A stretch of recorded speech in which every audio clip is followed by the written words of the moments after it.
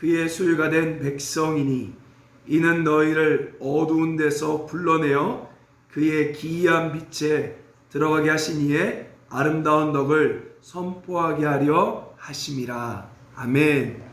오늘 제목은 왕같은 제사장이란 제목으로 말씀을 나눠보려 합니다.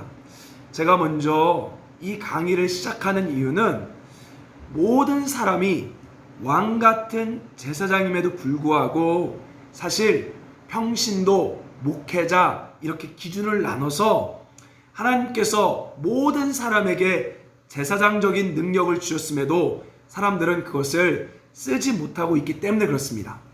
여러분, 목회자는 뭡니까? 신약에서 말하면 제사장이 목회자가 아닙니다. 성도도 제사장이고 목회자는 말씀의 전문성의 직분을 맡은 하나의 말씀의 청지기일 뿐이지 목회자가 절대로 영적인 우위에 있는 것이 아닙니다. 여러분, 그걸 믿으셔야 합니다. 간혹 목회자들이 그런 말 하죠. 목사들은 축복권이 있다. 맞는 말이에요. 근데 목사만 있는 것이 아니라 모든 성도에게 그것이 있어요. 목사님들은 그걸 믿어서 하기 때문에 진짜 축복이 임하는 거고, 여러분은 그것을 안 믿었기 때문에 축복권을 쓰지 못한 것입니다. 정확히 말하면 목회자는 하나의 말씀의 전문성을 가진 설교자이지 여러분 영적 우위에 있는 것은 절대 아닙니다. 자, 왜 그 얘기를 하냐? 사실 저는요 2007년 25살에 골방에서 하나님을 만났어요. 갑자기 하나님 저에게 찾아오셔서 전도사를 하라고 말씀하셨습니다. 그래서 실제로 하나님의 인도 가운데 강서구 영창동에 있는 한 교회에서 바로 그냥 전도사가 되고 설교하기 시작했습니다. 여러분, 분명한 사실은 한 청년이에요. 사실 지금도 제가 목사 안수를 받았지만 그때나 지금이나 동일한 한 청년일 뿐 뭔가 특별한 영적 권위를 받은 것이 아니라는 것입니다. 그래서요, 사실은 저는 정확히 여러분에게 나누고 싶은 것은 누구나 성령님과 동행하면 사역자가 될 수 있는 것입니다. 단지 교회 질서상 목회자가 있고 뭐 이렇게 전도사가 있고 하는 것이지 특별한 사람만 그런 능력 있는 사역을 하는 것이 아니라 성령과 동행하면 청년일지라도 노인일지라도 어린이일지라도 동일하게 사역할 수 있는 거예요. 그래서 저는 25살에 아마 여기 저희 어머니도 아마 듣고 계실 텐데 제가 골방에서 충분히 기도하고 성령님과 동행했을 때 이미 제가 지금 하고 있는 그 설교 그 당시에도 했고요. 어찌 보면 그때보다 더 하나님 앞에 예민하여 기도 사역도 했었습니다. 제가 뭘 말하냐? 여러분들도 할 수 있다는 거예요. 그래서 제가 어떻게 하면 성령님과 실제로 동행하며 사역할 수 있는지, 그리고 또 제가 잘못했던 방법, 제가 오류를 갔던 넘어졌던 방법들을 다 오픈해서 여러분 스스로가 이제 성령님과 동행하며 골방에서 훈련하는 그런 시간을 가져야 되는 것입니다. 자, 먼저 제가 이제 강의 시작합니다. 자, 성령님은 누구냐? 우리가 쉽게 이해하면 예수의 영이다. 따라합시다. 예수의 영이다. 자, 그래서요, 성령님은 써놓으세요. 예수님을 믿게 하고 그분을 따라 살도록 우리 안에 내주하십니다. 자, 성령님 뭐라고요? 첫째, 예수님을 믿게 하고 또한 우리 안에 예수님을 따라 살도록 내주하시며 인도하시는 분이 성령님이십니다. 자, 그래서 그분은 첫 번째로 예수님은 나의 주님입니다 라고 고백할 수 있도록 성령님은 우리를 인도하세요. 그리고 요한복음 16장 8절에 보면 성령님은 죄를 깨닫게 하십니다.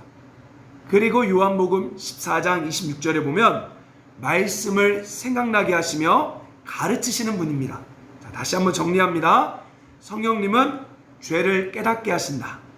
두 번째, 예수님을 고백할 수 있도록 우리에게 시인하게 하신다. 그리고 세 번째, 말씀을 가르쳐 주시며 말씀을 인도하신다. 바로 예수님을 믿는 모든 자들, 지금 여러분 예배하는 모든 우리 안에는 바로 그 예수의 영인 성령님이 계세요. 있는지 없는지 모르겠다 하신 분들은 자, 다시 한번 점검해 볼게요. 예수님을 주라 고백할 수 있죠. 그리고 죄가 깨달아지죠. 그리고 하나님 말씀을 들을 때 항상은 아닐지라도 마음에 감동이 오죠. 그것은 바로 성령님이 우리 안에 내주하고 있다는 사인입니다. 자, 그런데 중요한 게요. 고신대학교 박영돈 교수님이 이런 말을 했습니다. 신학적으로 정리한 거예요. 잘 들어보세요. 성령님은 인격적인 자율성을 최대한 존중하신다. 그러니까 성령님은 성도들의 자율성을 존중하신다. 신자들의 완악함과 강팍함을 꺾기에 무능할 정도로 약하고 온유한 방식으로 기다리시며 다루신다. 자, 뭐라고요? 성령님은 인격적이기 때문에 우리의 못된 성격, 못된 습관을 강제로 내어치지 않고 오히려 그냥 내버려 두듯이 우리를 온유하게 기다리고 있다는 거예요. 여러분, 이것이 바로 성령과 귀신의 차이점입니다. 여러분, 귀신은요 아주 더러워요. 사람들을 겁줍니다. 그거 안 하면 뭐 네 자식에게 들어간다, 니네 가정 망한다 해서 자꾸 겁을 줘서 억압하고 강제로 끌고 갑니다. 근데요, 성령님은 해도 너무 할 정도로 우리에게 부담을 주지 않으세요. 잘 우리가 원하지 않으면 그분은 우리 안에 계심에도 불구하고 아무런 활동을 꼭 안 하는 것 같이 하시지만 안 하는 것 같이 느껴질 때가 참 많다는 것입니다. 왜요? 우리를 사랑하사 우리의 자율성을 인정하고 있기 때문에. 바로 성령님 그렇다라는 거예요. 그래서 여러분, 이 성령님의 성품을 모르면, 이 성령님에 대해 알지 못하면 성령님이 우리 안에 계심에도 불구하고 실제적으로 우리 삶을 강제로 끌고 가는 역사하는 역사가 아주 적을 수밖에 없는 것입니다. 자, 그러므로 따라합시다. 성령님 갈망합니다. 성령님 사모합니다. 성령님 저의 의지를 다스려 주세요. 라고 여러분이 진짜 고백을 하셔야 되는 거예요. 그러지 않으면 그 전까지는 하나님의 아주 특별한 강권적인 은혜가 아닌 이상 잘 이끌어가지 않으십니다. 자, 그러면 이제 성령님이 실제로 어떻게 여러분이 이제 사모할 때 어떤 일이 벌어지는지 우리 살펴보도록 하겠습니다. 자, 다시 정리합니다. 성령이 어떤 분이라고요? 우리 안에 내주하신다.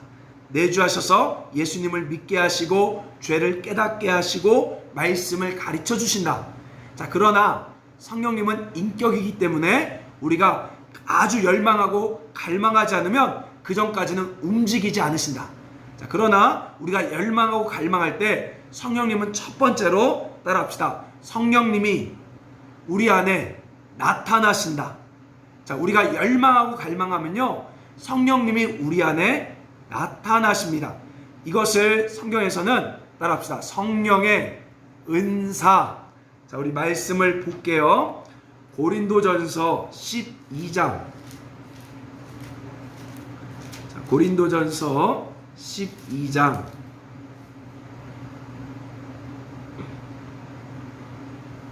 자, 12장 7절 말씀 같이 읽겠습니다. 시작. 각 사람에게 성령을 나타내심은 유익하게 하려 하심이라. 자, 고린도전서 12장 7절에 보면 우리가 성령님을 사모하고 갈망하면요 성령님이 우리를 통해 나타나십니다. 여러분, 원래 영은요 보이지 않아요. 영은 숨결이에요. 눈에 보이지 않습니다. 만질 수 없습니다. 자, 그런데 성령님이 우리를 통하여 9가지의 은사의 모습으로 나타나십니다. 그래서 여러분이 성령님을 갈망하면요 성령님은 9가지 은사의 형태로 나타나십니다. 자, 우리가 하나씩 살펴볼게요, 여러분. 자, 먼저 고린도전서 12장 8절에 보니까 어떤 사람에게는 성령으로 말미암아, 자, 줄그세요. 첫째, 지혜의 말씀. 자, 성령이 어떻게 나타나시냐? 바로 지혜의 말씀으로 나타나십니다. 여러분, 지혜의 말씀이 뭐죠? 지혜라는 것은 순간을 해결하고 대처할 수 있는 능력이에요. 바로 성령께서 우리 안에 충만히 임재하시면 순간순간을 해결할 수 있는 지혜를 주신다는 거죠. 자, 여러분 알다시피 예수님께서 마태복음 12장 14절에서 17절에 보면 바리새인들이 예수님을 잡으려고 찾아와요. 이때 예수님께서 지혜를 발휘하셔서 알다시피 알죠 여러분? 가이사의 것은 가이사에게, 하나님의 것은 하나님께 라고 순간을 대처하는 지혜로운 말씀을 하십니다. 이것이 바로 지혜의 은사예요. 저에게 있어 최근에는요, 한 집사님이 건설 회사한테 돈을 못 받고 있었습니다. 그래서 법적인 소송까지 가야 될 상황이었어요. 그래서 목사님 기도해 주세요 라고 말해서 제가 그분을 위해 막 중보기도 하는데요, 하나님이 문득 갑자기 그 기업을 인터넷에 쳐보라는 생각, 이 지혜를 주셨어요. 그래서 그 기업을 쳐보니까 그 기업이 돈을 안 주는 사건들이 여러 개가 있더라고요. 그러면서 경인 뉴스에 한번 나온 적이 있습니다. 그 기업을 주로 취재했던 기자가 있는데 하나님께서 제 마음에 이 기자한테 연락하면 될 것 같다라는 생각을 주셨어요. 그래서 실제로 이 기자한테 연락하니까 이 기자가 또 그 기업을 취재합니다. 그래서요, 어제 연락이 왔습니다. 그 회사에서 합의 보자고, 우리가 잘못했다고 더 이상 언론에 내지 말고 합의 보자 해서 실제로 합의해서 이제 돈을 받게 된 거예요. 자, 뭐죠? 우리가 기도하다 보면 성령이 임하면 순간을 해결할 수 있는 지혜, 순간을 대처할 수 있는 지혜로 성령은 나타나시고 역사하신다는 거예요. 믿으십니까? 첫 번째로 지혜의 말씀으로 성령은 역사하신다. 자, 그리고 두 번째, 성령이 어떻게 역사합니까? 자, 여기 말씀 보니까, 자, 이번에는요, 어떤 사람에게는 12장 8절에 같은 성령을 따라, 자, 줄 그세요. 지식의 말씀. 자, 지식의 말씀은 뭐죠? 우리가 공부하지 않아도 우리의 이성을 넘어 저절로 알게 되는 지식을 말합니다. 어떻게 보면 약간 직관과 비슷해요. 근데 직관은 그냥 그 사람을 알게 되는 것이 아니라 그 사람을 알게 되는 정도인데, 하나님이 주신 지식은 우리가 알지 못하는데도 저절로 알게 되는 거죠. 예수님의 여러분 역사에 보면 나다나엘이라는 사람이 있습니다. 예수님의 제자죠. 이 나다나엘이 과거에 혼자 선행한 사건이 있어요. 근데 예수님은 나다나엘을 한 번도 만난 적이 없는데 만나자마자 너가 과거에 선행한 것을 알고 있다라고 말씀하십니다. 또요 보면 사마리아 여인에게 남편이 6명 있음을 예수님이 초자연적인 지식으로 알게 되는 거예요. 우리도 마찬가지입니다. 누굴 위해 중보하거나 또 때로는 안수할 때 하나님이 그 사람이 말하지 않았는데도 깨닫게 하시는 지식의 말씀들이 있어요. 이것을 어떤 사람들은 용하다 이렇게 얘기하는데요, 용한 게 아닙니다. 지식의 말씀을 주신 거예요. 그리고 은사를 받았다고 다 아는 게 아닙니다. 하나님이 지식을 줘야만 아는 거예요. 여러분, 투시 은사도 바로 이런 지식의 말씀에서 나오는 거지 무조건 뚫어본다고 다 아는 게 아니에요. 그래서요, 하나님께서는 기도하다 보면 전혀 몰랐던 지식들을 우리 가운데 알게 하시고 그 사람의 문제를 알게 하시는 경우들이 왕왕 있는 거예요. 이것이 바로 성령의 나타남인 두 번째인 지식의 말씀이다. 여러분 삶 가운데도 나타날 겁니다. 아니, 이미 벌써 나타나고 있어요. 자, 그리고 먼저 또 세 번째로, 자, 성령께서 뭘 말합니까? 바로 9절에 보니까 믿음으로 나타나신대요. 이때는요, 바로 불가능이 가능하게 되는 것처럼 벌써 확실히 들어요. 자신감이 생깁니다. 그리고 실제로 해보면 그대로 됩니다. 그리고 여러분 기도하다 보면요, 종종 이런 경우들 있어요. 아무것도 안 되는데 다 된 것 같은 생각들, 할 수 있겠다라는 막 마음의 자신감들이 막 일어나죠. 이것이 바로 성령께서 주시는 믿음의 은사라는 거예요. 자, 그리고 네 번째로 이번엔 어떤 거죠? 바로 병 고치는 은사. 여기도 줄 그세요. 이 병 고치는 정확히 원문에 보면 은사들, 복수입니다.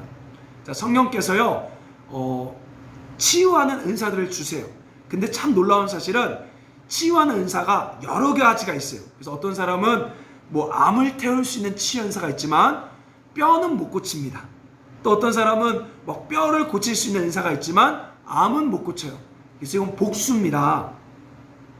주로 성령께서 이런 치유의 은사를 줄 때는요, 막 우리의 손이 아주 찌릿찌릿하던가 아니면 손에 막 강한 힘이 돌던가 뭐 이럴 때들이 있어요. 근데 여러분, 이런 현상에는 집중하지 마시고 그럴 때 믿음으로 손을 얹어 기도하면 하나님께서 치유의 역사들을 우리 가운데 베풀어 주신다는 거죠.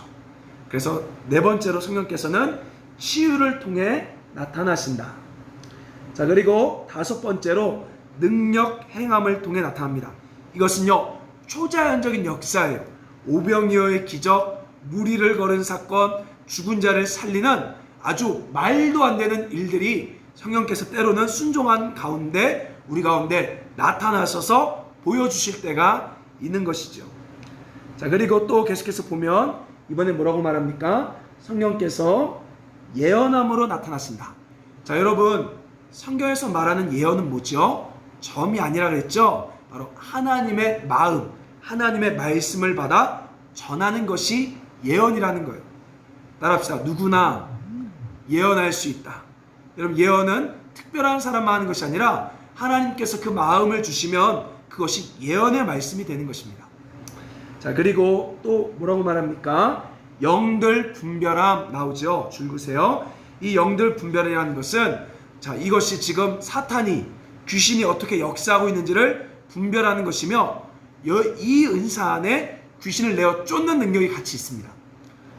사실 여러분, 귀신은요, 속임수, 거짓의 명수입니다. 그래서요, 정체만 드러내면요, 귀신은 예수 이름 앞에 쫓겨나가요. 근데 그 전까지는 정체를 잘 드러내지 않아요. 그냥 그 사람의 성향이고 인격같이 숨어 있습니다. 자, 제가 여러분 얘기했죠. 우리 뒤에서 배우겠지만 우리 안에 예수님의 성품이 아닌 모든 것은, 따라합시다, 우리의 것이 아니다. 바로 사탄이 주는 거예요. 그래서 이것을 잘 분별하고 딱 분리시키고 예수님의 이름을 선포하면 이 귀신은 정체만 드러나면 반드시 떠나게 되어 있습니다. 자, 그래서 이런 영을 분별할 수 있는 하나님의 그런 감각들을 우리 가운데 성령은 주시는 거죠. 자, 그리고 여덟 번째 무슨 은사입니까? 방언의 은사. 방언은 크게 두 가지입니다. 우리가 알지 못하는 천상의 언어, 뭐 랄랄랄랄라 하는 뭐 이상한 말, 또 하나는 외국어, 내가 배우지 않았지만 내 입에서 나오는 외국어의 말들, 이것이 바로 방언이죠. 자, 마지막으로 이 방언을 통역하는 통변의 은사. 그래서 저 사람이 막 랄랄랄라 막 방언을 하는데 그것이 내 입에서 통역으로 나오는 경우들이 흔하진 않지만 있어요. 그래서 방언 통역으로. 자, 성령님은 눈에 보이지 않습니다. 자, 그러나 우리 신자들이 하나님께 기도할 때 하나님의 영이 우리를 충만하시며 때로는 우리의 달성 기관을 통해, 때로는 우리의 손을 통해, 때로는 우리의 다양한 감각을 통해 성령께서 살아계심을 나타내 주세요. 자, 근데 중요한 것은, 따라합시다, 은사는 내 거가 아니라 주님의 것이다. 그래서 여러분, 절대 하나님께서 은사를 많이 열어주셨다라고 해서 은사를 받았다라고 말하면 안 됩니다. 은사는 절대 받는 것이 아니라 하나님께서 우리 가운데 열어주시는 거예요. 허용하시는 거지 은사를 받는 것은 절대로 아닌 것입니다. 자, 그리고 이 은사는 내 거가 아니에요.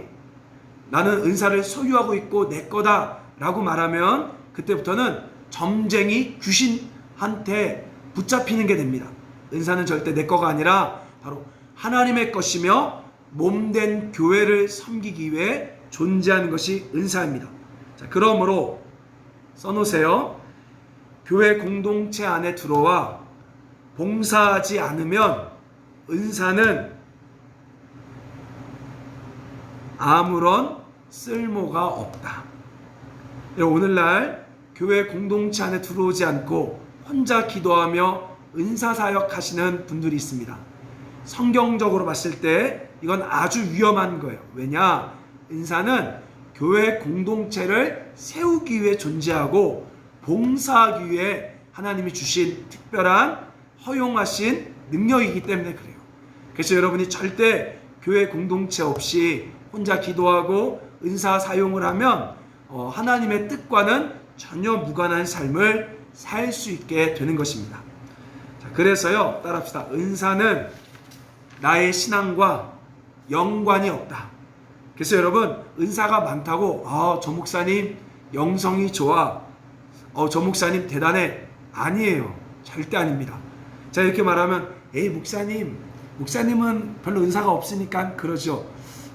뭐 맞아요. 저는 이렇게 은사를 가지고 있는 건 아니지만 여러분이 사실 이렇게 제가 집회할 때 하나님께서 허용해 주시면, 허락해 주시면 정말 별의별 역사들 많았어요. 근데 제 아내가 알 것입니다. 여러분, 그거는요 일시적으로 잠깐 부어주는 거지 그게 저의 신앙과는 아무런 상관이 없어요. 정말 수많은 귀신을 내가 쫓아봤고요. 정말 팔 부러진 애가 팔이 붓는 것도 봤고요. 그 당시에서 있었고요. 정말 주님만 외쳐도 막 수십 명이 쓰러지는 경우도 있었습니다. 그런데요, 그것과 저의 신앙은 아무런 연관이 없어요. 여러분, 그걸 꼭 아셔야 합니다. 그래서 그렇게 특별한 역사들이 많이 나타났다고 해서 저 목사님 영성이 대단해 라고 말하는 게 아니에요. 왜냐? 은사는 나의 신앙과 상관없기 때문에 그래요.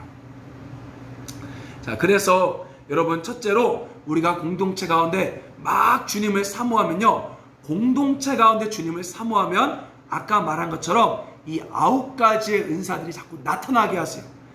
그래서 여러분, 지금 우리가 비록 모이진 않았지만 골방에서 저랑 같이 함께, 저랑 같이는 아니죠, 사실 함께 우리 기도하다 보면 어떤 사람은 막 손이 움직이기도 하고 막 방언이 룰루루루 나오기도 하고 막 가슴이 뜨겁게도 되고, 이런 일들이 바로 이 교회 공동체를 섬기라고 하나님이 일시적으로 주시는 현상인 거예요, 사실. 그렇다고 여러분, 은사가 나쁜 게 아닙니다. 아주 좋은 거죠. 은사가 있으면 뭐가 유익이 있어요? 하나님을 향한 실제적인 믿음이 생겨요. 여러분, 은사가 잘 나타나는 교회들, 은사를 체험한 사람들은요 사모함이 있습니다. 그래서 막 새벽 기도도 가고 막 전도도 하고 하는 거예요.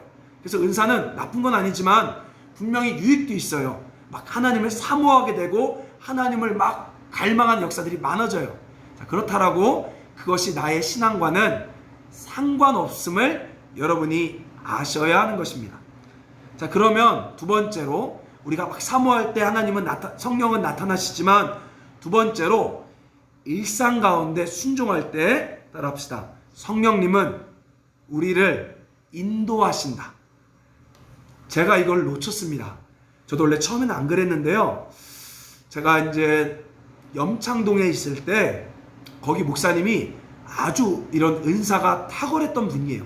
신학 교수지만 정말로 막 강의만 해도 막 귀신이 나가고 매주 목요일마다 이렇게 막 쓰러뜨리는 집회를 하고 하면서 저도 그런 강력한 임재를 배웠는데, 그러다 보면서 제가 놓쳤던 것 중 하나가 지속적으로 순종하는, 일상 가운데 순종하는 것을 놓쳐서 은사는 많이 나타났지만 제 신앙의 성품이 자라나지 못했음을 제가 솔직히 고백합니다. 그래서요, 우리의 신앙이 자라나기 위해서는 일상 가운데 성령님께 여러분이 전적으로 순종하셔야 돼요. 자, 그러면 어떻게 먼저 순종해야 되냐?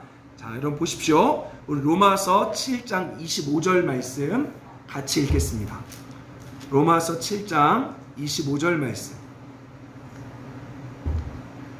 자, 로마서 7장 25절 말씀.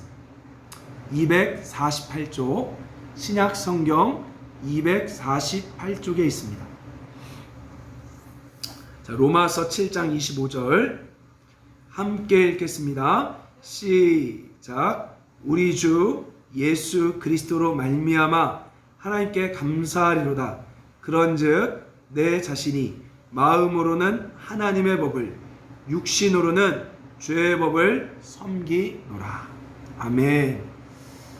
하나님을 믿는 사람과 믿지 않는 사람의 가장 큰 차이점이 있습니다. 자, 바로 무엇이냐? 내적인 싸움이 있느냐 없느냐 차이예요.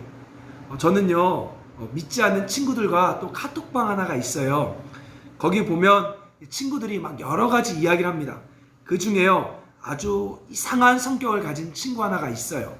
근데 제가 실수했어요. 뭐라고 했냐면 그 친구한테, 야, 이거는 얘 성향이 아니라 이거는 제가 이렇게 구체적으로 말할 수 없지만 무슨 악한 영에게 붙잡혀 있는 거다 라고 제가 그렇게 말했습니다. 실수했죠. 그러다 보니까 안 믿는 친구들이 막 난리가 났어요. 야, 그 무슨 말이야? 사람이 다양한 성격을 가지고 있는 거지. 이건 얘만 가지고 있는 고유한 성격이야. 무슨 악한 영이래. 라고 막 애들이 저를 공격하는 거예요. 그래서 제가 알았어. 내가 미안해.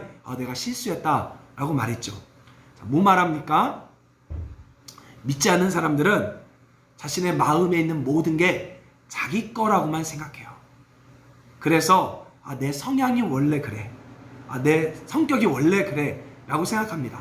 자, 그런데요, 예수님을 믿는 사람들은 예수의 영이 우리 안에, 성령이 우리 안에 오심으로 바로 예수님의 성품과 우리 육을 쫓아가는 정욕이 날마다 싸우고 있습니다.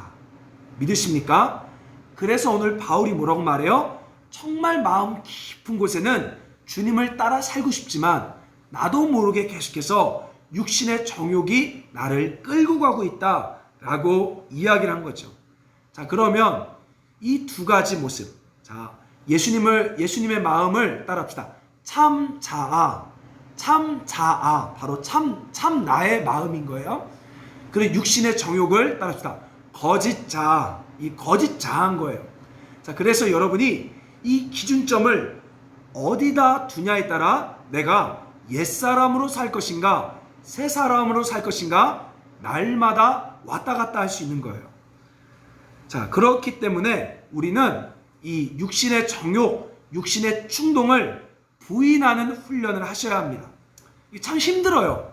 자, 근데 성경의 진리 뭐라 그랬죠? 이 육신의 정욕의 힘이 예수님 안에 끊어졌다라고 말했어요. 그래서요, 우리 안에 분명히 막 욕구가 일어나는데요, 여러분이 아니야, 예수의 이름으로 떠나가, 아니야 라고 거절하면 그걸 거절할 수 있는 예수의 권세가 우리 가운데 부어지는 것입니다. 여러분, 그걸 믿으셔야 돼요. 오늘도 수많은 욕구, 순간 화가 올라오고 순간 막 수많은 우울과 짜증이 와서 꼭 나처럼, 그게 나의 성향처럼 나를 엄습해 올 때 여러분 생각의 정결함을 지키고 아니야, 원하지 않아 라고 여러분이 거절하면요, 그 정욕의 힘은 능력을 잃고 우리 안에서 따라합시다. 일시적으로 사라집니다. 일시적으로 사라져요. 왜? 평생 가야 되기 때문에 그래요. 그래서 우리는 참된 나가 누군지를 여러분이 오늘 선택하셔야 합니다. 성령께 순종하는 방법 중 하나는 바로 첫째, 바로 거짓 자아를 물리치고 바로 참 자아인 성령의 성품을 계속 우리가 믿고 순종하는 거예요. 자, 그래서 교회 공동체는요, 근데 이게 여러분 알다시피 말이 쉽지, 저도 이렇게 말하지만 순간에 정욕과 충동이 올라올 때는요, 저도 이길 수가 없어요. 순간순간 너무 힘들어요. 그래서 하나님은 배우자를 주신 거고요. 그래서 하나님은 가정을 주신 거고요. 그래서 하나님은 교회 공동체를 주신 것입니다.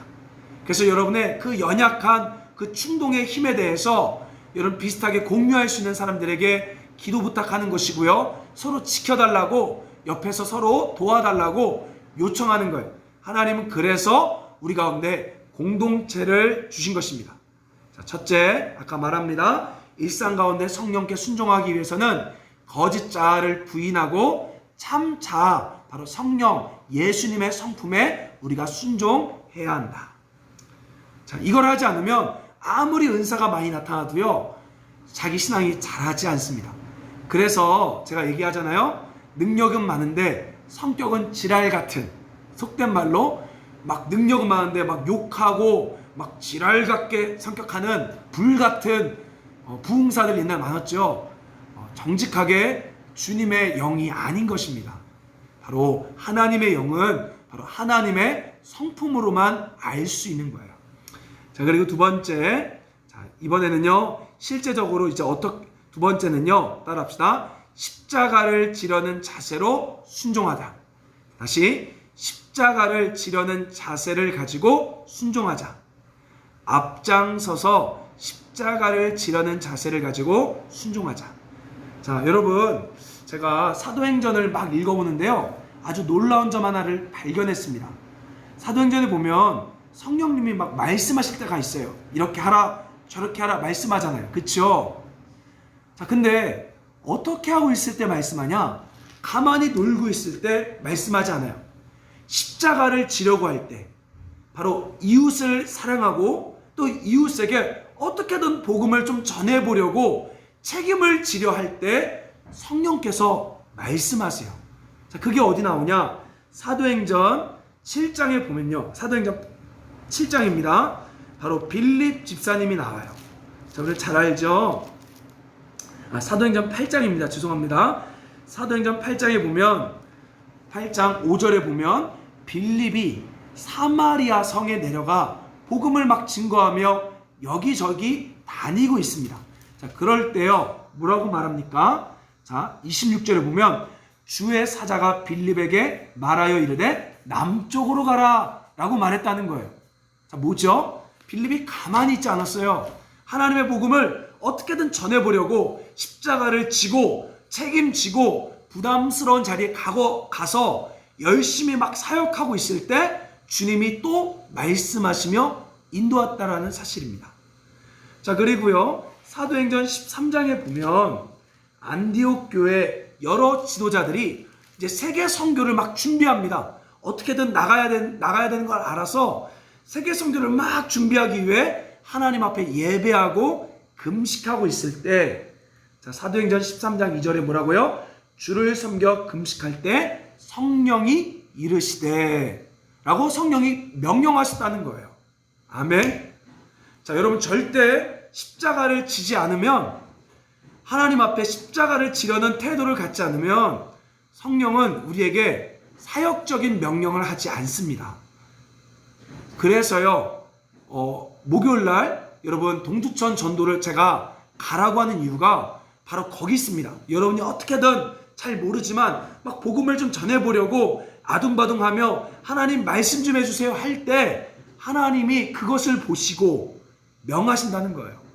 여러분 동두천 이 사역이 어떻게 열렸습니까? 간단해요. 저도 몰랐어요. 어떻게든 이웃 사랑해야 되는 거 알았기 때문에 여기저기 다니며 하나님 제발 좀 알려주세요. 수일을 헛방도 보내고 낭비도 하고 막 그렇게 여기저기 다니고 있을 때 어느 순간 하나님이 제 마음에 말씀하사 지역들을 알게 하신 거죠. 그냥 골방에서 가만히 있다고 하나님 말하는 것이 아니라 어떻게든 십자가를 지고 책임지려 할 때, 그래서 여러분 하나님 음성 많이 듣고 싶으면 따라합시다. 중보기도자가 되자. 중보기도자가 되는 거예요. 이웃을 사랑하고 이웃을 자꾸 책임지려 할 때, 그를 위해 기도하려고 할 때, 그를 위해 막 섬기려 할 때, 그에게 또 물질을 흘려보내고 사랑을 주고 복음을 증거하려 할 때 성령이 많이 말씀하신다는 거예요. 그래서 여러분 계속해서 그렇게 십자가를 지고 책임지려 할 때 여러분 계속 순종하면요 성령이 우리 삶을 매기 시작합니다. 그래서요 이렇게 성령께 매인 자들은 자기 스케줄이 없어요. 저도 사실 솔직히 성령께 매인 것 같지는 않아요. 아직 그 정도 아닙니다. 저도 매였을 때는 있어요. 정말로 나는 죽고 완전 주님께만 붙잡을 때가 작지만 있었어요. 그래서 지금 다시 저도 그걸 사모하고 있습니다. 여러분이 계속해서 성령께 매어서 이제 더 이상 내 스스로 결정할 수 없어요. 하나님 내 뜻대로 할 수 없어요. 주님만 명하세요 라고 할 때 하나님께서는 우리 안에 바로 성령의 열매를 맺게 하시는 거예요. 갈라디아서 5장 22절 23절 말씀. 자, 우리 여기 읽고 말씀 정리하고 기도합니다. 갈라디아서 5장 22절 23절 말씀 같이 읽겠습니다. 시작. 오직 성령 열매는 사랑과 희락과 화평과 오래 참음과 자비와 양성과 충성과 온유와 절제니 이 같은 것을 금지할 법이 없느니라. 자, 뭐라고요? 계속해서 성령께 순종할 때, 성령께 나의 의지를 드릴 때 그제서야 성령의 열매들이 나오는 거예요. 자, 두 가지를 하겠습니다, 여러분. 자, 다시 강의를 아주 쉽게 제가 정리하겠습니다. 성령님은 우리 안에 계세요. 우리 안에 계셔서 죄를 깨닫게 하고 하나님을 믿게 하고 말씀을 생각나게 합니다. 자, 그럼에도 성령님은 우리를 사랑하사 인격을 존중하셔서 때로는 가만히 계신 것 같이 느껴질 때가 있어요. 그래서 우리가 적극적으로 성령님을 환영하고 모시고 우리의 의지를 드릴 때, 첫째, 성령님은 공동체 가운데 일시적으로 나타나십니다. 이것이 바로 성령의 9가지 은사예요. 그래서 여러분, 오늘 우리 저랑 같이 기도하다가 하나님 막 사모하면요, 막 몸에 진동도 오고 그런 성령의 나타남의 사인이 있어요. 이렇게 은사가 생기는 거예요. 은사를 이렇게 허용되는 거예요, 은사가. 자, 그러나 중요한 것은, 이것은 우리의 신앙이다 아니다. 이것은 교회 공동체를 세우고 봉사하기 위해 주어진 것이다. 자, 그리고 나서 우리가 계속해서 일상 가운데 성령을 사모하고 순종하기 시작할 때, 첫째, 거짓 자인 육신의 충동을 부인하고 참 자아인 하나님의 성품을 자꾸 받아들일 때 우리는 성령의 열매가 나오는 것이고, 두 번째로 우리가 십자가를 지고 어떻게든 하나님의 일을 하려고 아둥바둥하며 아버지 명하소서라고 주님의 뜻에 순종할 때 계속해서 하나님은 우리 가운데 명하시며 실제로 성령의 음성이 들리게 될 것이며, 우리 안에 바로 성령